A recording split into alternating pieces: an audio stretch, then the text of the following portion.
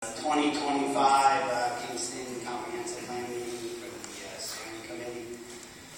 I'll do a brief public service announcement. In case of an emergency, would everyone please exit the chamber, proceeding on the left or the right stairwell, proceed to the ground floor, exit the building to allow for emergency personnel to enter. Thank you very much. Okay, so the purpose of this evening's meeting will be to have the input from the steering committee on the working draft that they have received. And just for a little update on that, I'm going to turn this over to Dan Schuster, and Stu Turner's here this evening also are two consultants. But Dan's going to give us a little brief intro here. Good evening, everybody. I hope you like me. Can anybody hear me? No, to have trouble hearing you. Video for radio cape. Hello. Good evening. I hope everybody likes the new, more intimate seating arrangement here. Maybe we'll get more dialogue going as a result. It was almost 2 years ago when I stood here and said that we were at the end of the beginning. I think at this point we're at the beginning of the end. A lot of time and effort has been spent in the last 2 years pulling together all the existing data and reports, getting the participation of citizens in 3 different ways, getting the input from the committee as various documents and drafts were submitted. But we're rounding the far turn. What we're going to do tonight is bring you up to date on a number of things. I'll give a brief summary of what we've been doing in the last several months. Our last meeting was in the beginning of June. Go through some of the newer material that's been presented, and then talk about the next steps from here. Since the last meeting, those of you who had a chance to peruse it will know there's been some major changes in the working draft of the comprehensive plan. And Max will go through and explain the changes, which ones were made, how they were made, why they were made, to give further background on that. I think it's dramatically different than it was. There's one new element in the document which wasn't part of the last draft, which is the midtown planning document. And a lot of work was done on that. There was field work done by some large students which contributed a lot of detailed land use and photographing of the existing area. Alan Sorensen will go through and explain what that plan is and its purposes and objectives. We've also been trying to move ahead on the revision of the zoning law, which is one of the major projects to come out of this process. We had last week a meeting of the separate subcommittee on zoning to review another working draft of the zoning law. Those of you who dip your toes in zoning in the city know it's a complicated, somewhat convoluted document, and frankly we've come to the conclusion that there's no way that everything that should be done to that zoning law will be done as part of this process. We've been discussing with that subcommittee, and we'll bring it back to other committees. What are the priority items that really should be done? Try and address those. Reorganize the zoning law somewhat so that there's a basic framework in place which is easier to use and easier to revise and amend that down the line. And we hope that the first stage conclusion, which will be in this contract, will be done shortly after the comprehensive plan portion is wrapped up. So we envision a lot happening in the next 6 months, and we'll probably have a lot of reading material. I can interject a moment. I think it's also important to recognize that zoning is a subcommittee of this committee. There are some representatives from this committee that sit on that committee, but we also have brought into the process outside individuals who are professionals in the community and who aren't necessarily on the steering committee, but deal with it on a daily basis within our group. So, for example, we have Scott Dutton, who's a local architect. We have Chris Zell, who is a surveyor who works for Renier and Larios. Those are we brought in individuals like that, as well as a couple other planning board members and zoning board members to kind of broaden that. And they are the people with the day-to-day perspective. So we felt that that was a good choice to make, and it kind of broadens our review. Lastly, we just wrap up by saying the draft you have before you tonight is basically our consultants' recommended draft to the committee. The next step in the process will have to be the committee to approve a draft. This draft with changes that they wish to make. But that's not really the end of the process. There's a number of other steps to go through.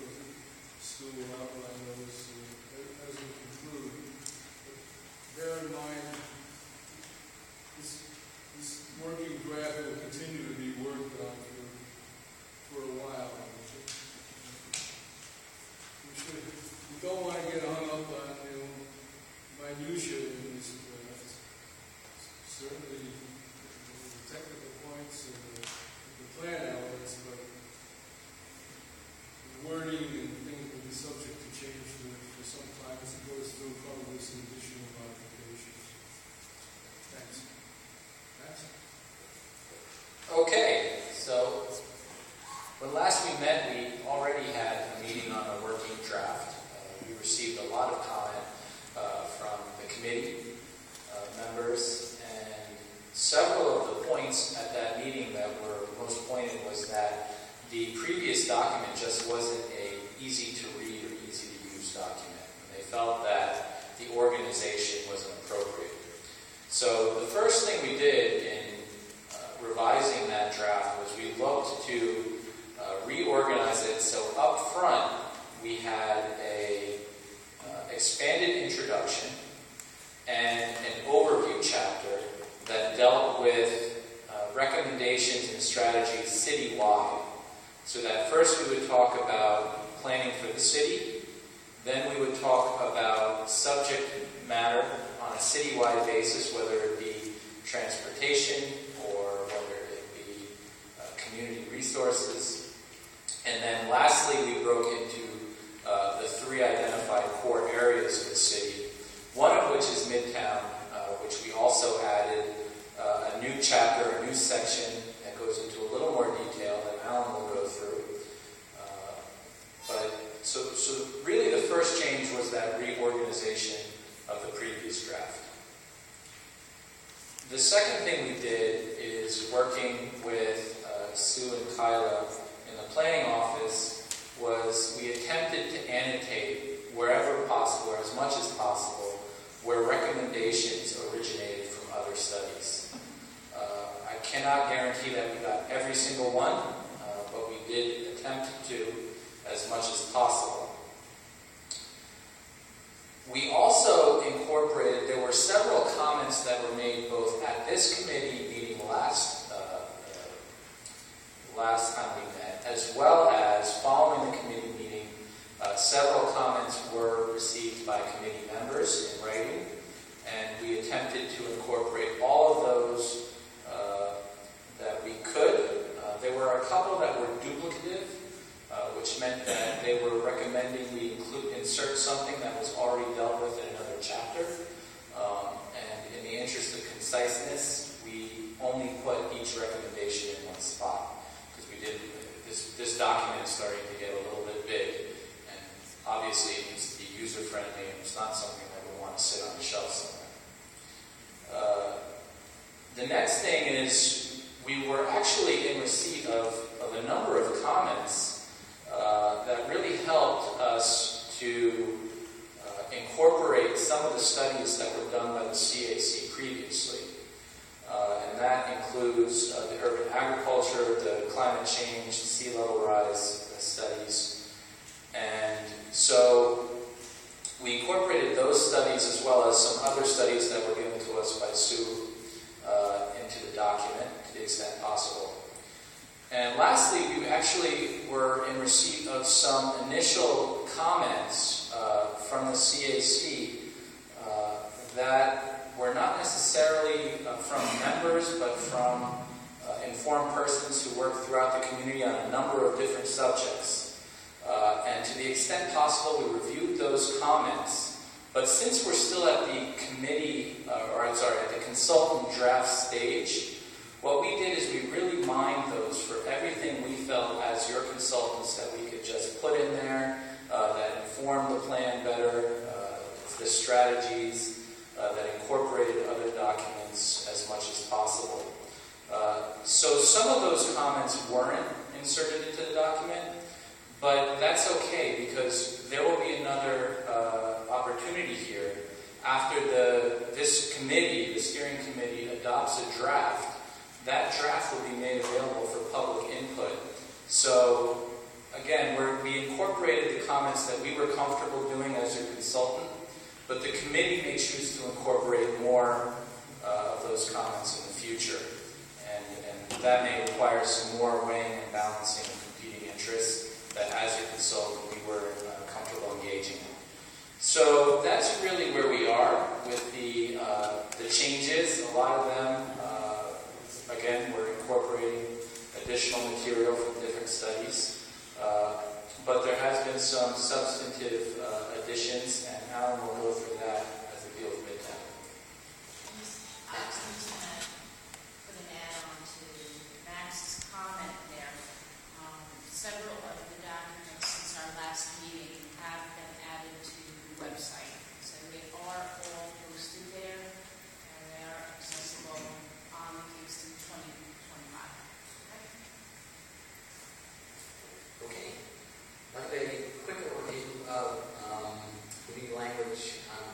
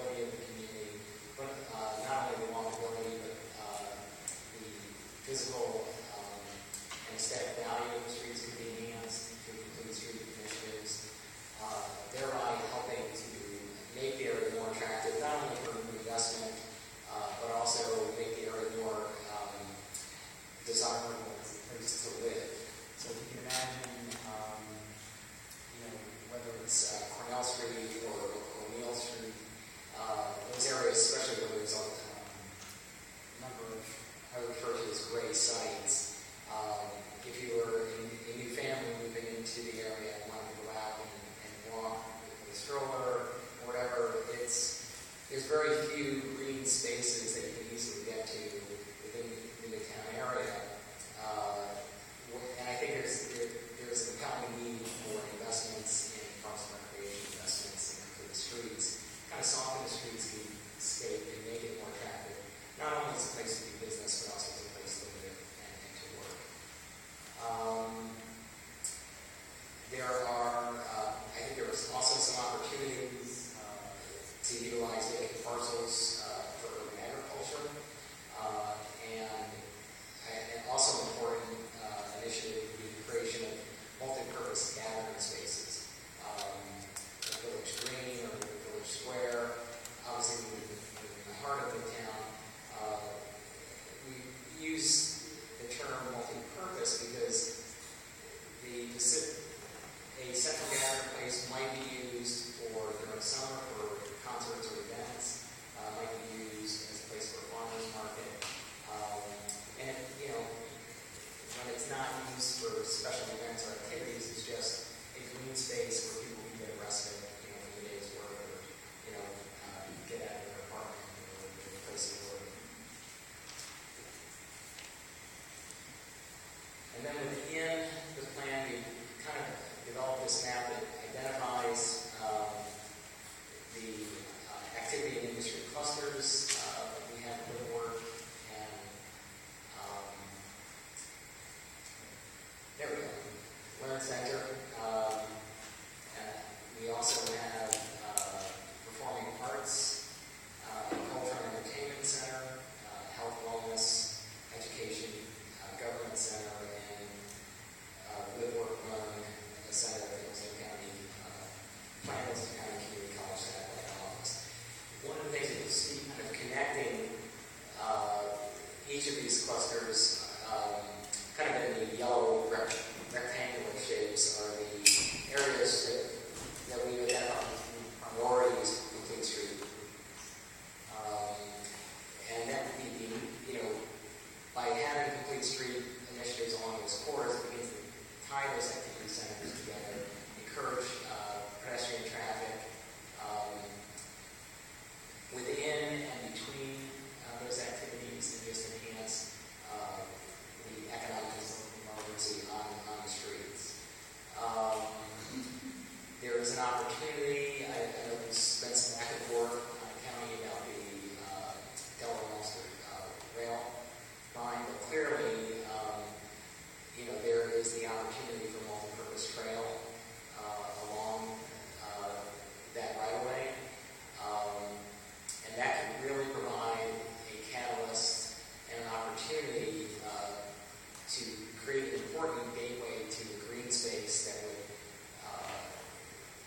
appeal not only to the people who are living there currently and provide recreational amenity to them, but also provide the type of amenity that would be an attraction to people who are looking for a place where they want to live in an urban setting and have access to green space. And if you can imagine, if that becomes a rail trail, literally in a matter of minutes you can go from a cityscape into the rural countryside, which I think would be very appealing.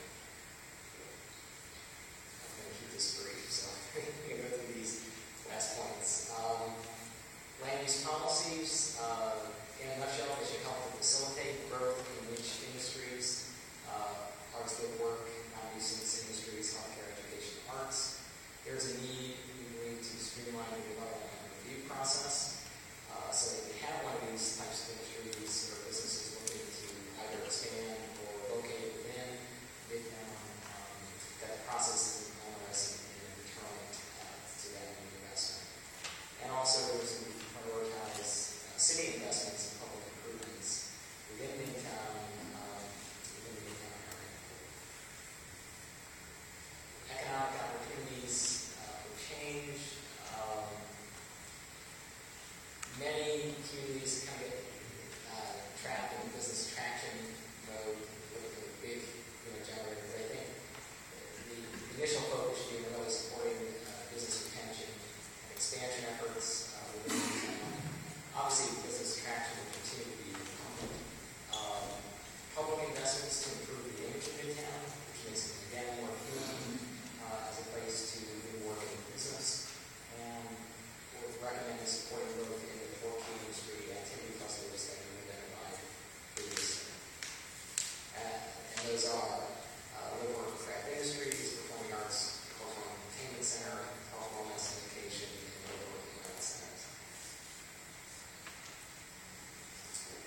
next slide is really just, within the plan, we, provide some illustrative examples within each of those activity areas of some of the anchors and opportunities.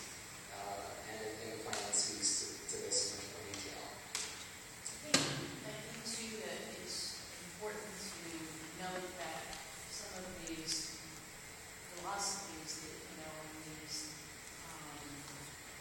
elements that you are outlining can be carried to the other business districts. I know you're focusing on Midtown, but there are a lot of carryovers that I think will be useful in those other areas at the same time. I agree, yeah. I think those principles can be utilized. Right, exactly. The guiding principles for the transformation of Midtown. Make the streets within Midtown a comfortable place to bike, walk, and use public transit for complete street initiatives. 2, strengthen pedestrian bicycle connections between residential neighborhoods and key activity centers. 3, create public green spaces and public gathering spaces, parks, squares, rail trails, community gardens. Retain existing business establishments and attract residents and businesses to support a broad range of new and better uses that make the area more appealing as a place to live, reside, visit, and conduct business. Create a sense of place in each activity center by encouraging a mix of compatible uses that is developed in a manner where uses are within easy walking distance to one another. And 6, develop a neighborhood rehabilitation program to improve sidewalks, streetscapes, and infrastructure. So more than just a housing rehabilitation program for residential areas surrounding these activity centers to complement the City of Kingston's Office of Community Development's existing residential rehabilitation program. So that's the highlight from the Midtown study, and I'll end there. We'll just conclude by saying one of the priorities in the zoning, revised zoning law, is to come up with a new district, a form-based zoning district for the Midtown area. Midtown is presently made up of half a dozen different districts, all with different rules, different requirements, an amazingly complicated pattern. It's very difficult to deal with. What's needed is one overriding zoning district which allows mixed uses, more intense use to create a real urban core as opposed to the lot by lot development throughout the town. Can you turn it over to Steve? Okay, so thanks. I actually wanted to sort of summarize once again going from here as a group in terms of finishing the plan and getting to the cities and so on. I did want to build on a little bit that everyone talked about in terms of Sue's point about the fact that a lot of the visions and the concepts that are incorporated into Midtown, of course, they're applicable to Uptown, to the Rondout, and so on. And I think early in the process, you've all been participating in these discussions, we decided that there needed to be more focus, specific focus on Midtown, because over the years, it doesn't have quite the same identity as the other two main areas. Doesn't mean that the concepts aren't applicable to the other areas as well. But I think one of the things that we found, and you've all experienced here, living here, and working here, is that Midtown is nondescript. It sort of just stretches out for a long period. And what we've tried to do with this vision is to suggest that there are really some functional types of areas within Midtown that have emerged and can be built upon and given their own identity. It doesn't mean that businesses or other uses would be precluded, but as Dan says, as the zoning emerges and as public investment emerges, policies emerge, that they would be focused on achieving the main themes or the main concepts of these 4 areas. And that's what I think we hope to give more input on. But from this point, now we've had several back and forth discussions. You've had opportunities to look at drafts and trying to incorporate all of these studies that had been done earlier, trying to sift through and determine what's applicable and to develop this plan. We hope, we anticipate that your comments on this draft and however you decide that you want to proceed with refining this current draft, you'll get to a point where you have a draft that you will be responsible to having this draft go to a public hearing as a committee, because you've been asked by the Common Council to prepare this plan with input from your consultants and other groups. So you'll have to get this document to a point where you're comfortable enough to go to a public hearing. It doesn't mean that it's the be-all and end-all. Plans are very complicated and dynamic. But once you have that hearing, you then take the input from that hearing. And this sort of gives you some sense of what Dan suggested early on, that we're in the final phase, but it's still several months of work. That you'll take the input from that hearing, prepare the draft that you are comfortable with to present to the City Council. City Council will then have a public hearing of its own, and will also have to refer it to the planning board, and will refer it to the county planning board for advice. Once they get that advice, input from the county and from their own planning board in particular, the City Council will then be in a position to adopt it. Now, throughout this discussion, we've been incorporating into the draft, and I think we still need to do a little more of that, the environmental impacts of these various proposals and so on, so that when you get to the end, we literally have a plan draft and an environmental document that serve the purpose of satisfying secret, because at the end of the process, the council will have to make a determination that whatever impacts there are, they're mitigated. They can make a final secret determination, environmental review determination. They'll have to do that before they actually adopt the plan. So that's what has to happen over the next several months to get a more finalized this immediate process, subjected to a public hearing, and then pass it on. So that's where we are. That's what we're looking really for tonight, is to try to refine this. The only other thing I would add, Stu, was the document you have is very textual right now, and it's very dry, and it is our intent to fully illustrate it, to add the maps.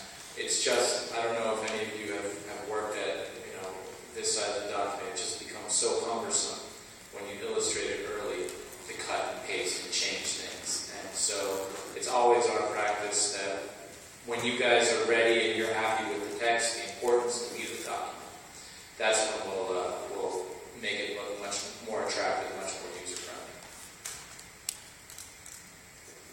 I guess at this point, we're open for discussion from the committee, their thoughts about the draft expressed in form, and take it from there.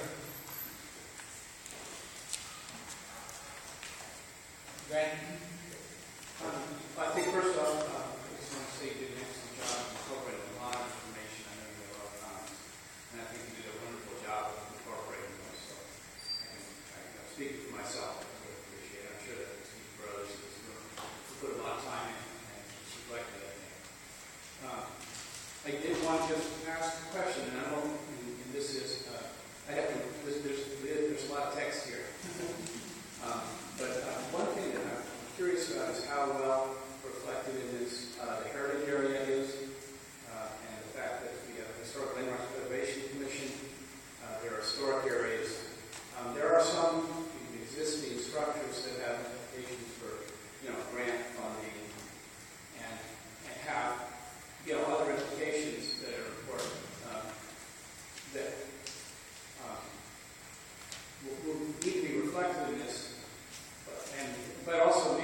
I think some of these things we need to keep and replace because they have significance. It's really important.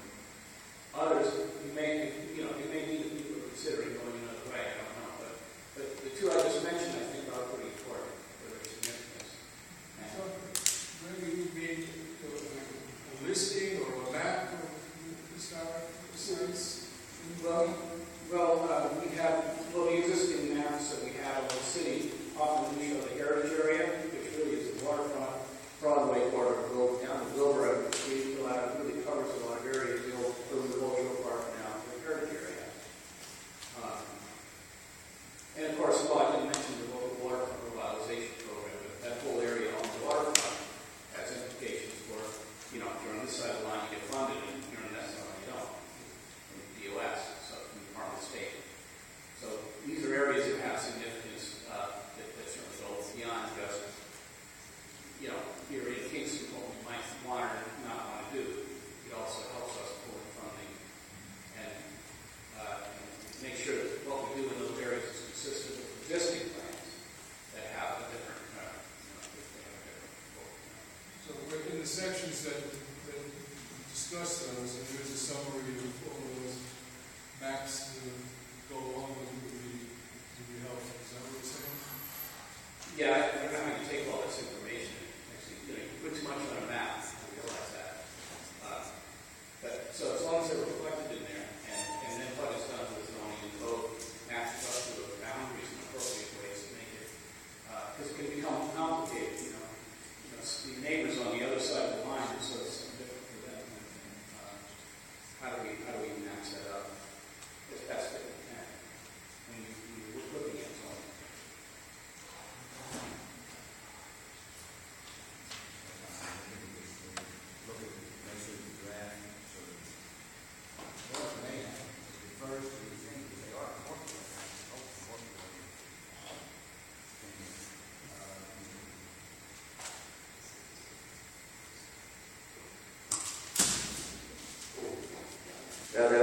They should be incorporated, absolutely right. I think it can be incorporated both in terms of reference to policy what's been adopted, should be reflected in any zoning or investments protecting certain areas and so on. So, yes, comments will take, and we'll just go back and review the draft of those area. Make sure there's, I don't want, but it's so important that I want to make sure if I ask you questions.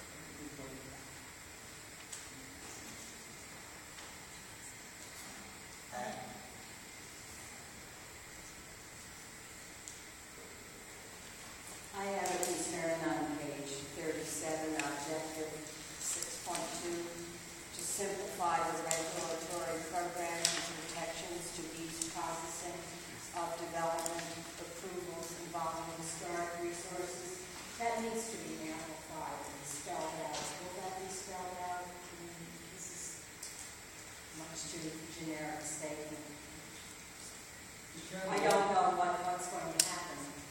The concern was that it came up also with the zoning and stuff. There were some instances where there are multiple reviews of the same project by different agencies, which confuse the applicants, and the process is not as efficient as it might be. That was the reason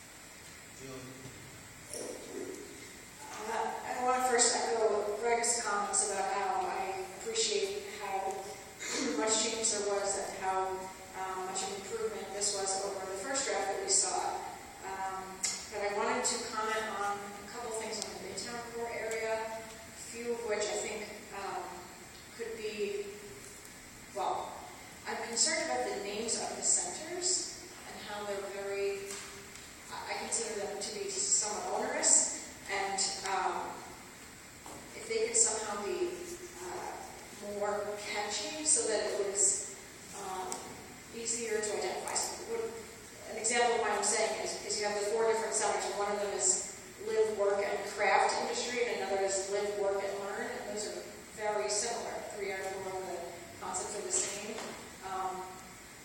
But also, like the one that is health and wellness and education and government, seems like a lot of things lumped into one. And if maybe there could be consideration to 1 or 2 words as opposed to seemingly a phrase for the name of the cluster, it may be more descriptive.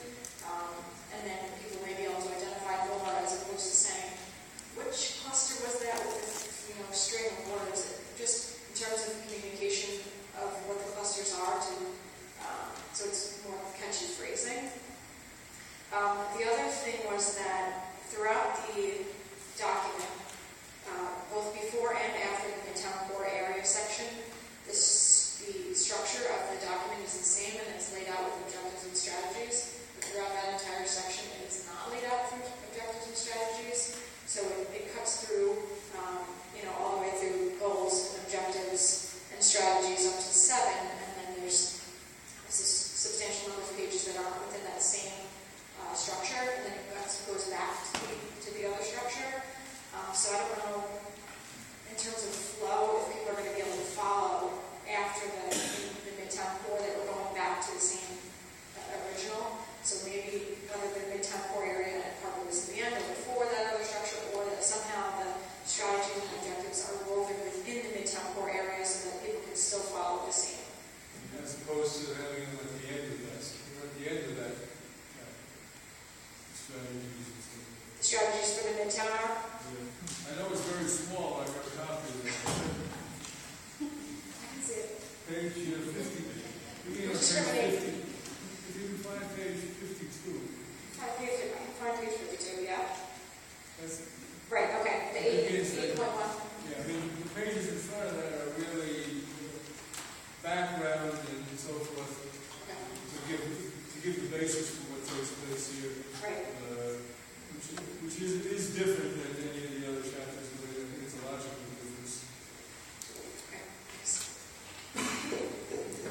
I hear what you're saying. I think also, we'll go back and look at it.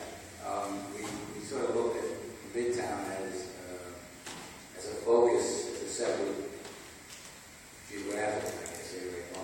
One of the points doesn't deal with geographic areas of the city, but this was focusing more on Midtown as geographic. So I think we have to look at what you're saying and see how we can fix it. And I didn't know how much of that, in terms of the names of the clusters or the concentration areas, if that reflected the BEAT, how much that reflected the BEAT initiative, if the BEAT initiative sets up that structure, if that was mirroring that, or how that could connect to it. I'm not familiar enough with the BEAT initiative to know whether that directly connects to that or not. I can tell you the Midtown draft was created before. I worked on a Midtown draft before actually looking at the initiative, so I did look at it afterwards, but it wasn't based on.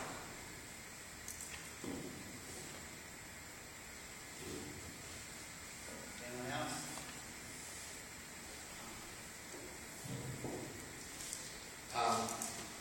I do understand that a comprehensive plan is not meant to get into the operations of a municipality, and there is a page about the infrastructure, sewers, water within the city, but I think with the condition of our city, it warrants additional long-range planning to fix some of the major problems that we have.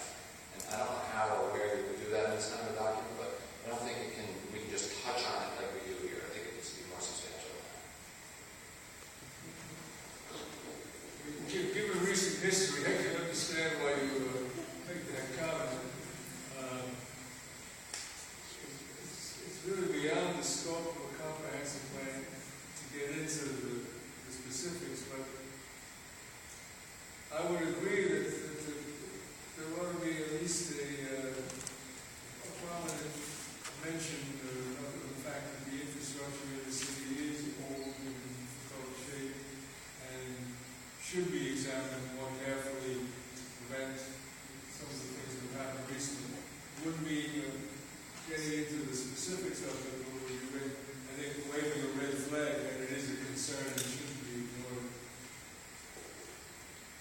And Alderwoman Brown has brought up a good point. Brown Swenson, our city engineer, is an advisory member to this committee. So I also bring that up with him and ask him to comment or provide further input on that section.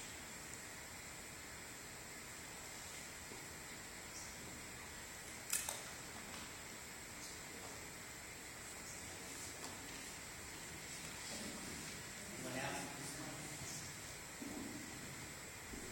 Sure. I also want to echo Greg and Julie that I really appreciate all the changes that were made in the document. It's really a very good document for the first time around, so I really appreciate that. I really just focused on the transportation and mobility section. Haven't had a chance to review the entire document, but I just had I guess one of the questions I'm wondering is, will we have the chance to provide written comments on this section so we can know that, because there's some very specific things that I would want to go through here. But just some overall comments. I was wondering, there still are some lists in here from UCTC plans, some specific recommendations, and I was wondering why use the space to list those rather than just say refer to the UCTC plan. There are a few of those in there. We got Washington Avenue, and the town of Ulster, City of Kingston, town of Ulster, quiet zone, pedestrian safety, mobility analysis. Some of that seems like extra text that could be eliminated. And then I was also wondering about, you incorporated a lot of the suggestions from the Complete Streets Advisory Council review. I appreciate that. But I was also wondering, there are still some very specific treatments rather than overall design recommendations. For example, enhance the provision of bike racks. That seems very, very specific rather than just focusing on overall, let's improve pedestrian and bicycle safety, and here are some of the policies that we'd like to see the city work on to do that. For example, provide adequate and safe sidewalks along corridors. I love that idea, but I also wonder if really just implementing new design standards. I didn't really see that in here, which was one of our recommendations to have implement new design, Complete Streets design standards, create local design standards. And I think if we did that, that would then lead to providing adequate and safe sidewalks along corridors. I'm on page 33. 33? Yeah.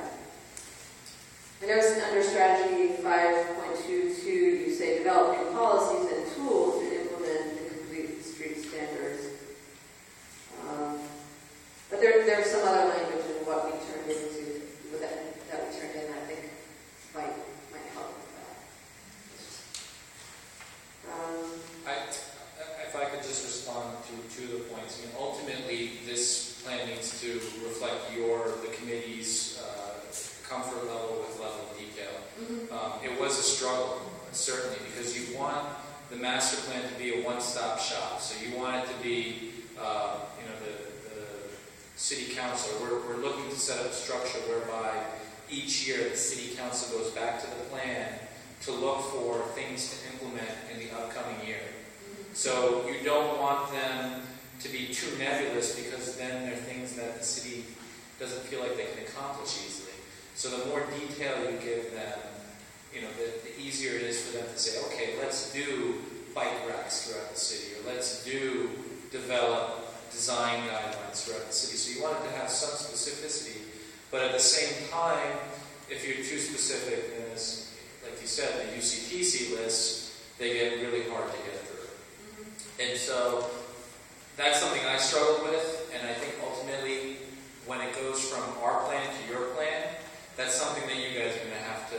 decide upon exactly how much detail you want, because there's pros and cons to doing detail, obviously. And, maybe there's a way to, maybe in some instances, a quiet zone study, for example, maybe you feel that's not important enough to list every requirement. But with some of the UCTC plans, we tried to distill what was sometimes 50, 60, 80 pages to a list. It may seem specific, but really, when you take an 80-plan page and distill it to a half a page, sometimes that is worthwhile, but ultimately it's up to the committee. Yeah, and for example, I would just say at hand is the provision of bicycle parking. Bicycle rack to me is limiting. We could have parking lots. Bike parking. So that's just sort of broadening it out a little bit. So it's not a specific treatment that you're recommending. The other thing in here that I saw was the specific treatment for intersection improvements. And I just wonder, maybe you would be adding some more photos or some more examples, because there's lots of intersection treatments, so maybe just staying away from very, very specific treatments. The other thing that I noticed for the transportation section was that I think that the objective 5.4 on 36 needs some work. I think we just need to think more about the section of public transit. So, and I don't know that I have very, I think that I need to think about it more, but I would also just encourage other committee members for us to take another look at that. I have to think about it more. But It's not a very lengthy thing, right? It's not a lot of it. Is that what you're thinking? Yeah, I think I have to think about it more. I guess that's just a general comment that I think we need to work on that a little bit more. And just so you know, everyone's considered written comment, question, to the committee, when you follow the consultants to review. Even the ones that weren't here this evening, we'll send an email requesting any input that you have on this today. So, I'm going to put a time in there. September 30th. 2 weeks. That's a week. That's a little fast. How about 2 weeks? Sure. 2 weeks. What is the date?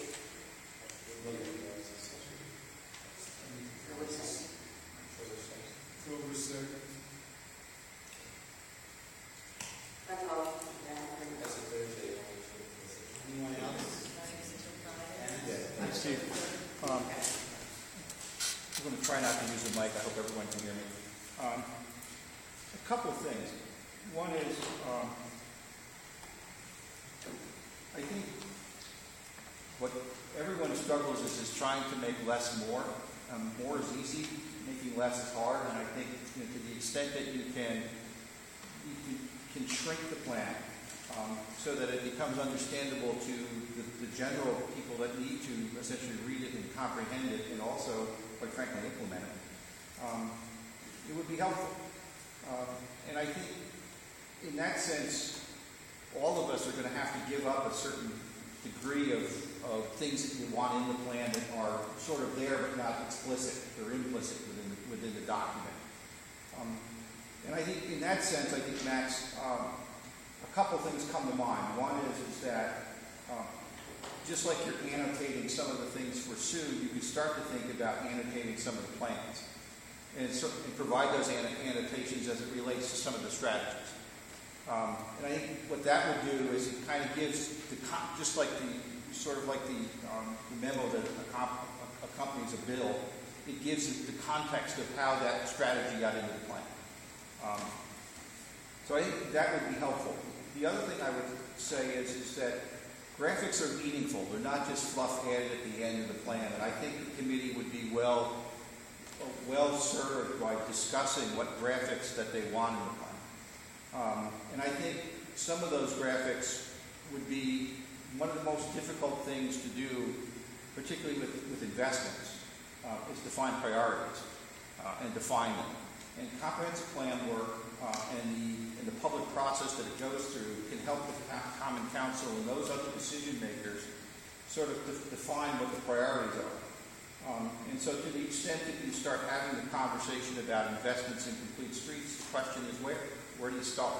Do you start at the schools? Do you start at Broadway? Do you start? But the question should be answered, I think, within the plan to say, this is an example of where we think you should start and what it should look like. And I think the same thing with respect to infrastructure investment. I mean, infrastructure investment, we can go an entire discussion for days and days with respect to infrastructure investment. But there is vehicles to make infrastructure investment real. One of those is capital program. And I think one of the things that could be in the plan is to tell the city it needs to do capital program. And to take a look at what its borrowing capacity is and what its investment capacity is and decide how it's going to essentially do this rather than sort of do it by crisis. There are a couple of, and that's not the city's fault. There are crisis times and you have to do things by crisis, but there's also something that's called preservation first, and you can start doing some of that work rather than doing some of the other work. Now, from the complete streets standpoint, the preservation first discussion becomes, what about our existing sidewalks? Because they're in a horrible shape. And if we're going to embark on a complete streets program, the question then becomes, what's first? You know, in some of the instances, it may be you have to look at your existing sidewalks infrastructure, which is really not in really good shape everywhere in the city, except for some of the major corridors. So I think my first thing would be is to start to look at how you're going to do that and start to give this committee some meat that it can sink its teeth into to have that discussion. And I would urge the committee to have a discussion about graphics. The other thing I would say is that in the Midtown corridor work, my question is, if I ask the consultants where in the city where we expect manufacturing to grow, where does it go? And if I would come up with the answer is that the most likely place is the Midtown corridor. And yet when I look at the uses that you're talking about, the clusters that you're talking about, none of them mentions sort of small-scale manufacturing. And I think that's a perfect spot for it. And I'm wondering where else is not there. And if the city is going to say to us, then it doesn't have a place for small-scale manufacturing, I think that's a fairly powerful statement. And so I'd rather see how the city sort of works that in, because I think there really is a future for small-scale manufacturing, especially in cities. And this city had an Empire Zone, etc. And going back to annotations, I think not only do we can annotate studies, we can also annotate some of the other programs that are out there. Coastal Zone programs are one, the Heritage Program is the other, the Greenway Program is the third, and you can start looking at your strategies and start annotating them as well. I would hope that what comes out of this, rather than worrying about whether a particular detail is in there, that you really worry about as a city, you really worry about that you really covered all of the major, if you look at the problems that the city's facing, the challenges that are there, and its opportunities, can you look into the strategy and say, I can find a strategy or I can find a look at this, and I can understand that the city can take advantage of this with respect to opportunities. The other thing I would say is that as you look at the plan, be as cautious as you can so that you don't constrain future zoning changes that are opportunistic in nature. The existing plan has some pretty decent language in it that starts to talk about opportunistic rezoning. Not that the council has been shy about opportunistic rezoning. But there is some really good language in the plan that starts to talk about ways that the city can respond to development proposals. And I think that, looking at some of these areas where you want those to occur would be critical. The last thing that comes to mind, and then I'll be hopefully be quiet, is the affordable housing question. The city answers that question that always when we ask is that we have enough. The question is do we? There are studies out there that says that they don't. There's also studies that says that some of the affordable housing within the city creates problems for the city itself. And trying to find a strategy that deals with that, whether it be some of the, I don't want to get specific, but there are specific things that the city is already doing with respect to its code enforcement. There are other things that the city could do, but talking about a neighborhood strategy to deal with those kinds of issues and to set that out in the comprehensive plan, I think makes a whole lot of sense. And I'll leave it at that. Thank you.